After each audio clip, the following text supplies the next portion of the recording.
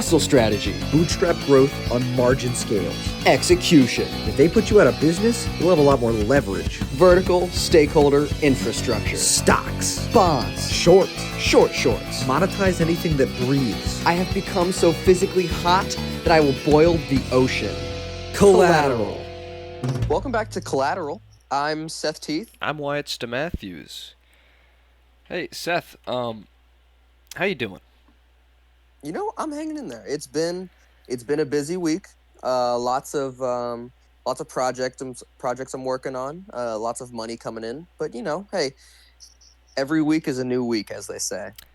Yeah, that's true. I mean, every week's a new week, and for me, that's especially true. You know, being the entertainment insider that I am.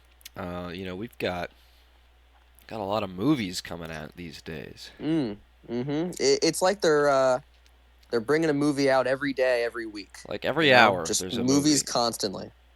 Yeah, too many movies, I would say. By the time you get out of the theater of one movie, there's another movie that you have to see. You got to go to the already. next one. Yeah. And the tickets, oh my gosh, they're just getting cheaper and cheaper. Tickets have been They're just at an all-time low.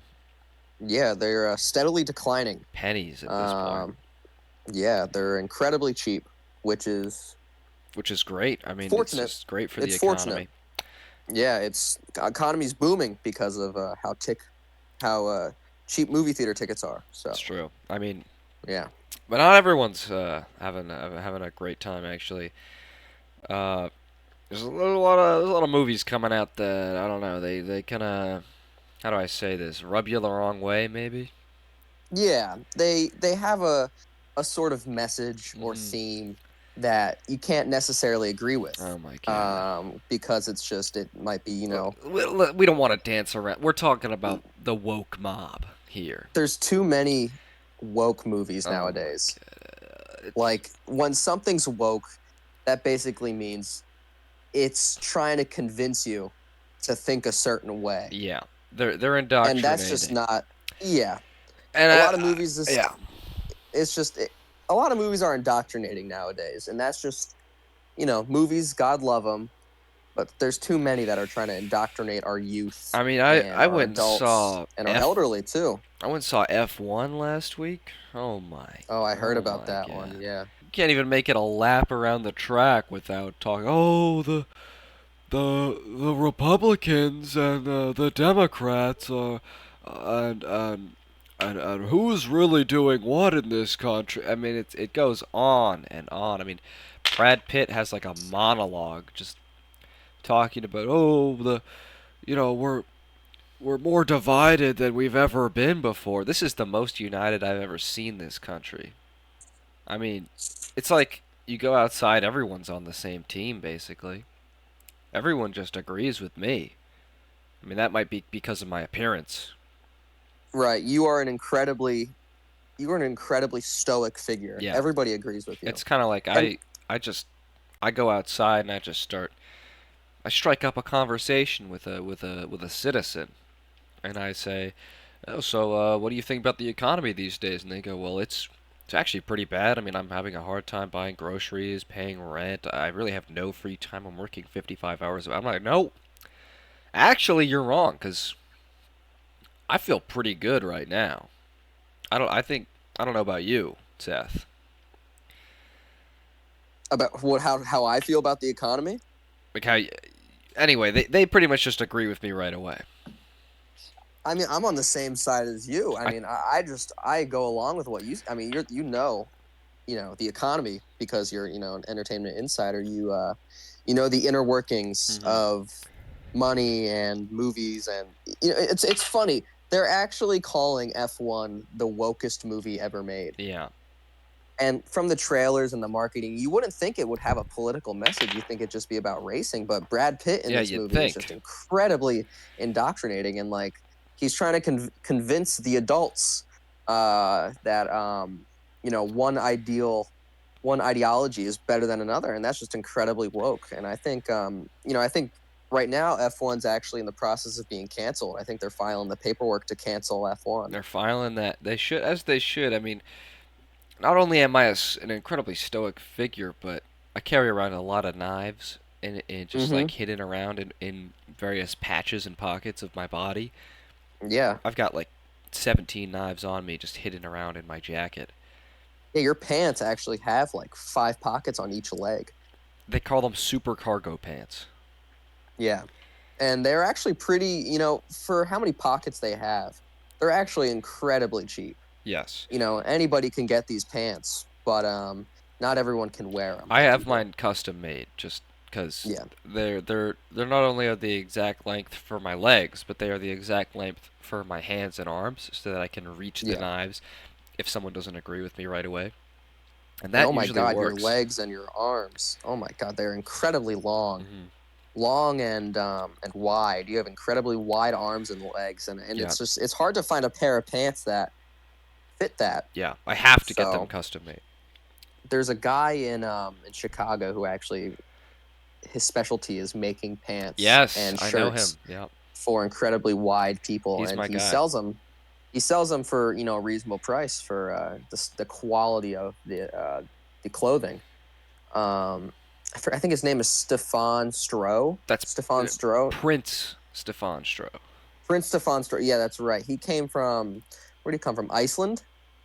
Yeah, Yeah, he was from Iceland, and he opened up a shop. a lot of wide And people there. A lot of wide people in oh, Iceland. Iceland is known for its population being the widest Hmm. um, people in the world. So there's a lot. That There's guy, a lot in the market for that. he learned from a young age how to accommodate, which is good. That is good. And he came here and he did me right.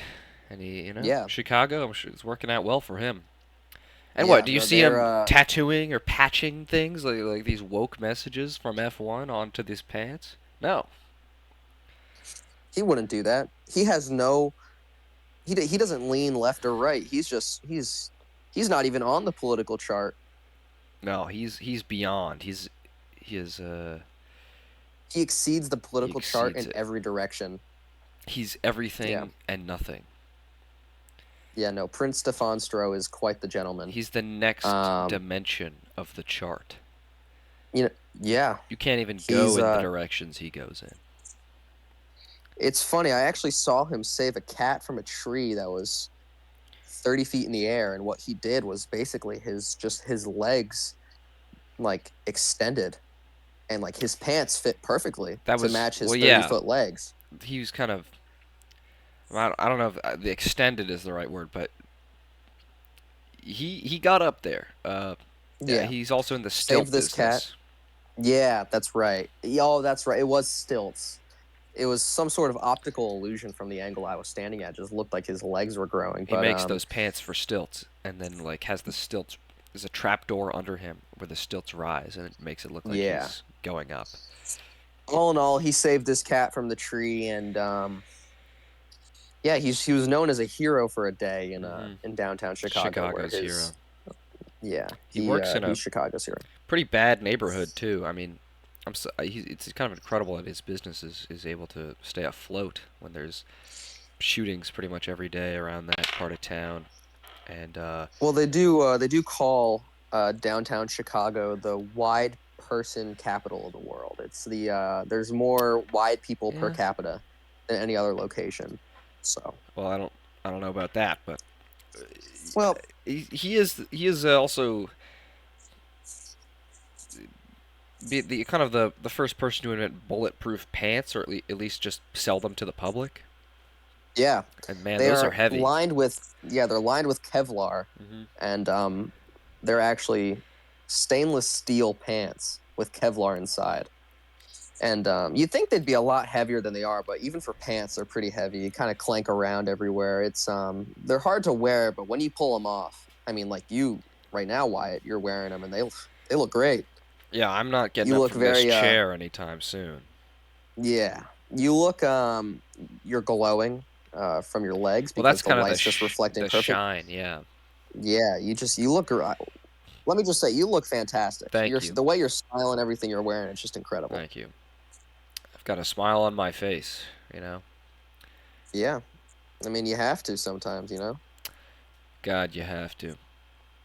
So back to F1, they're Right. just this movie and just movies in general nowadays, you know, some would argue that tickets are too cheap for how woke these movies are nowadays. The They're theaters making are packed.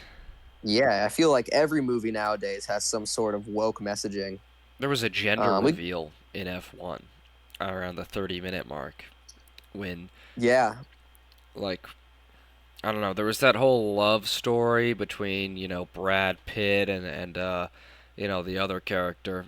And yeah, anyway, there eventually I think it was kind of like they have a baby, they have a kid, and And the there's the kid whole is destined to be the greatest race car driver ever made. yeah, that's gonna be F2, they say, Yeah, the sequel. yeah, it's gonna follow this baby driving cars and this baby with a gender Hmm. driving cars And yeah, pronouns. and this baby, This you baby better with a believe this gender baby's gonna and have pronouns. pronouns. Yeah, Yeah, this is a woke baby. this is a Let's woke just say baby. that I mean, this is a very woke baby. But this baby's gonna be driving cars, and he's gonna be racing. He's gonna be the best baby race car driver in the world, actually. got it. Um, Yeah. and at this point, the script isn't even in production yet, but we just know what's gonna happen. I mean, Brad Pitt's gonna be out of I've the had picture. because I'm on the inside. I've gotten to take a look at it, and I mean, there's nothing I can do to stop it at this point. I have to go along with it because I mean, it is making money. I'll tell you that. There's only so much you can control when it becomes, some sort of economic proposition. Hmm. Apparently F1's doing wonders for the economy, especially in eastern parts of America. It's drawing in a huge crowd, and that crowd is contributing to the economy and the tariffs and all that. And they're making this movie is just incredibly offensive to me. Hmm. But I oh just my I don't agree with God, it at all. it does wonders for the economy. Yeah, I mean, it's I hated this with pretty much every mhm. cell in my body, but oh, the economy. It's just thriving. It's it's They it's just actually the economy has doubled since the movie's been the released, economy has and doubled. it's almost tripled, in fact. But this movie, there's no redeeming qualities about this movie, No. especially that gender reveal bit. That just made it Oh go my from like a God. 2 out of 10 to like a 1 out of 10. Yeah. Any movie with a gender reveal is just too woke for me. I can't handle it. I can't do it. Pretty much every movie you see these days has a gender reveal in it. I feel like they're putting a gender reveal in every movie. I feel like they're just doing it out of spite at this I point. can't go outside without just like blue and pink smog covering the Yeah. city. And They put it in the air. Apparently Earth has a gender now. Apparently they're calling Earth a girl, oh yeah. which that's woke. Everybody Mother knows that Earth Nature, is a something boy. like that. Yeah. Yeah, it's they're making Earth woke nowadays, and that's just Yeah. Of course they are. offensive. Of course they are. They would do that. They would.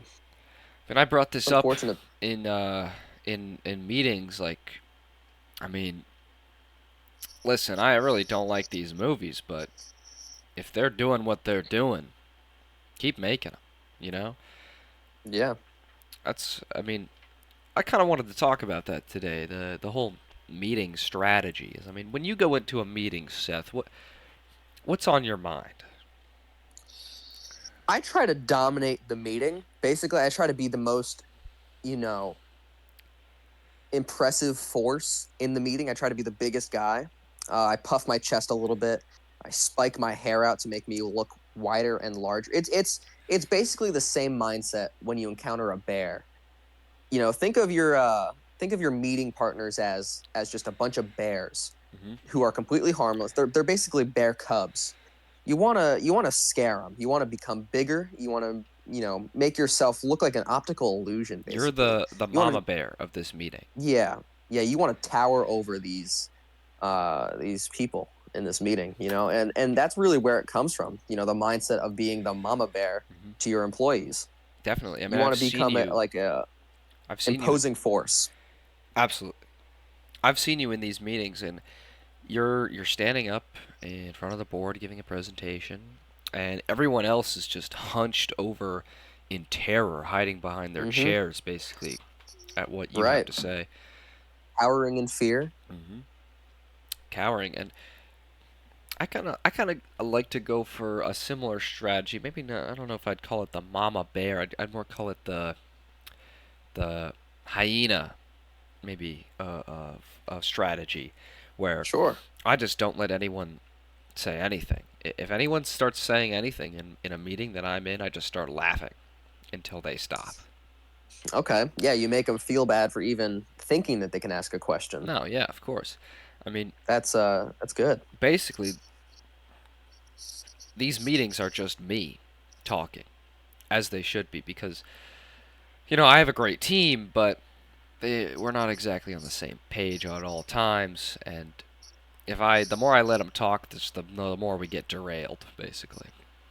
When you're in a meeting, you're looking to talk to the most important person in the room. That's who you're trying to direct your energy towards. But if there is no one in the room who's more important than yourself, just talk to yourself, you know? Yeah. Pretend like there's no one there. Everyone else is just along for the ride, essentially, in Yeah. this meeting. It's basically just entertainment at this point. Yeah, I mean, You that's know, what I do. you're entertaining yourself and they're being entertained by the great ideas that you're presenting. 45 minutes goes by, we step out, everyone goes home, and we feel great.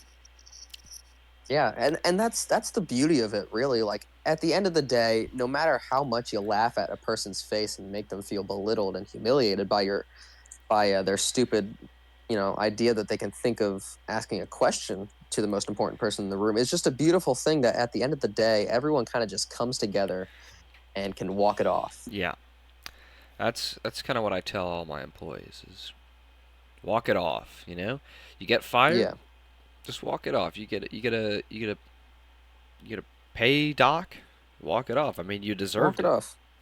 Yeah, I Go mean, talk to the everything you scum do, hire if you have to. yeah, everything you do at work is because you deserve it. If you hmm get a pay raise, it's because you deserve it. If you get a pay deduction, it's because you deserve it. If you get fired, it's because you deserve it. Yeah, Your actions have consequences, yeah, and that's basically what we tell all of our, you know, our personnel, that their actions have consequences, even if they didn't do anything. Sometimes we just randomly fire them. yeah. Make them Keep them on their think that they did toes. something wrong. That makes Yeah. all the other employees think that they have to do a better job because, I mean, that guy got fired for practically no reason. Yeah, and it could happen to you. So you better, step Yeah. up your Watch game, it. bud. Yeah, start making more money. Start bringing in more money for our Yeah, business.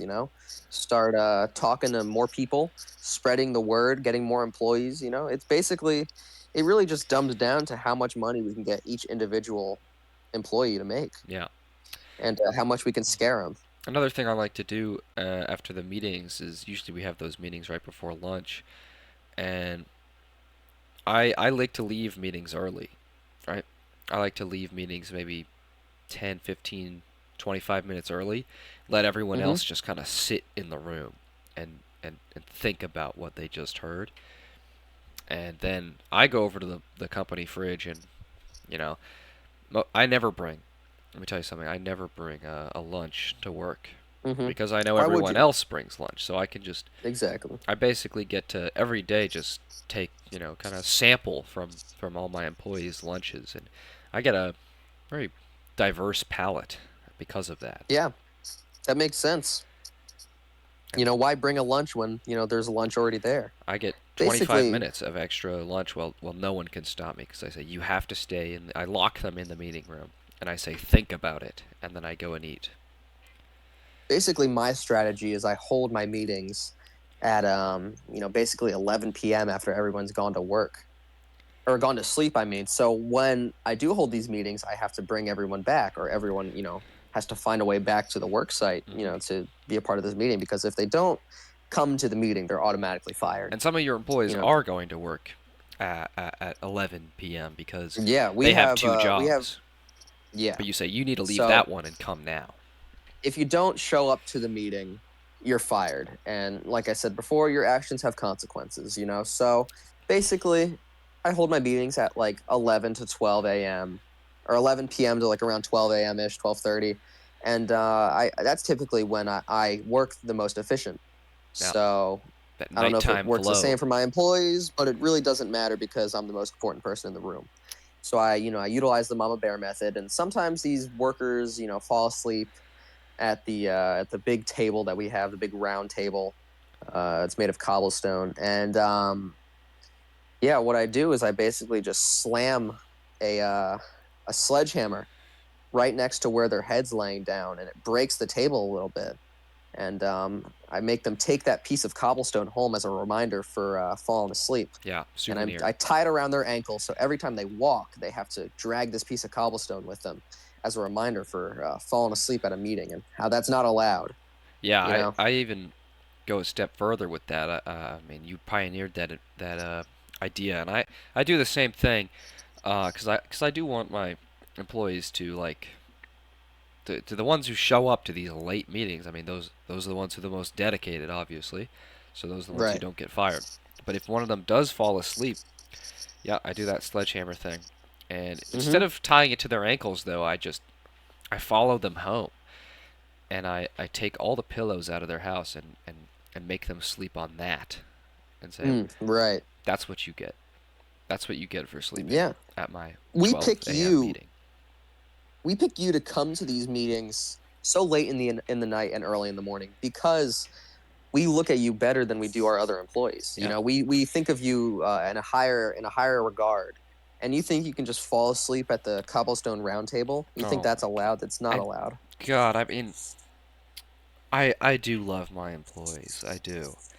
Right. Of There's no course. one I love more than them. I mean, Of course. God, but if you don't show up, you're out. And if you You're I out. will make it hard to show up because we only want the best of the best. Yeah. We want those who can strive and those who can flourish in an environment. And yeah, it's important that these employees show up, Or you're sleeping on cobblestone tonight. or you're sleeping on cobblestone. Well, this And has that been can't be Collateral. I am Wyatt Matthews. I have a meeting I need to get to, so we're gonna have to cut this one short. Yep, same here. I gotta go. I gotta go start. Yeah, this has been Collateral. Seth Teeth. Get a sledgehammer, folks.